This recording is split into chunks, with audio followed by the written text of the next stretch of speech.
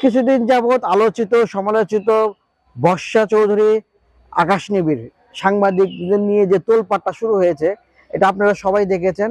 Recently একটা যে video viral হয়েছে যে বর্ষা চৌধুরীকে আকাশ নিবিড় হত্যা করার জন্য চেষ্টা করে বলতেছে, এটা হাতের জিলে হয়েছে। এবং সেটা যে হয়েছে, সে কিন্তু একটা সংবাদ সম্মেলন করছে যে এই লোক তার সাথে এই ব্যবহারগুলো করেছে। আসলে যে সময়টা করেছে 12টা থেকে 1টার মধ্যে হবে, রাত 1টা। এই সময়ের মধ্যে কিন্তু আকাশ নিবিড় উনি প্রমাণও দেখা গেছে সে বাসায় ছিল।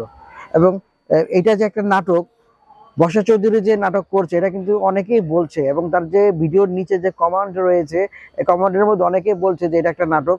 আসলে সে যে কতটুকু নাটকবাজ, তার যে ভিডিওতে কথা বলছে, সে সাক্ষাৎকার দিচ্ছে, এই যে কিন্তু বোঝা যাচ্ছে সে কতটুকু নাটকবাজ।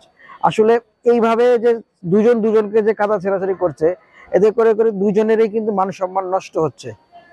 আকাশ নিবিড়েরও নষ্ট হচ্ছে, বর্ষা চৌধুরীর নষ্ট হচ্ছে। আসলে প্রকৃতপক্ষে যদি তারা দুজনই বিয়ে করে থাকে, তাহলে কাদা ছড়াছড়ি না করে একত্রে হয়ে তারা মিল হয়ে একসাথে চললেই তো হয়ে যায়। কিন্তু এই ব্যাপারটা কিন্তু এটা কি করছে, 2 দিন পর পর আকাশ নিবিড় এক ধরনের ভিডিও বানাচ্ছে, বর্ষা চৌধুরী এক ধরনের ভিডিও বানাচ্ছে। এবং সে কিন্তু মামলার একটা ভয় দেখাচ্ছে যে আমি মামলা করব। এবং এই ধারায় ওই ধারা সবই কিন্তু বলছে বর্ষা চৌধুরী। এমনকি আকাশ নিবিড়ও কিন্তু বর্ষা চৌধুরীর নামে মামলা করেছে। রিসেন্টলি দেখলাম যে আকাশ নিবিড়ের বাবাও কিন্তু একটা মুরব্বী মানুষ, সেও কিন্তু তার নামে অনেক কিছু বলছে যে 2 মাস ছিল, তারা সংসার করেছে, তারা বিয়ে করেছে। বয়স্ক মানুষ, সে তো কখনো মিথ্যা কথা বলার মতো না আমার মনে হচ্ছে।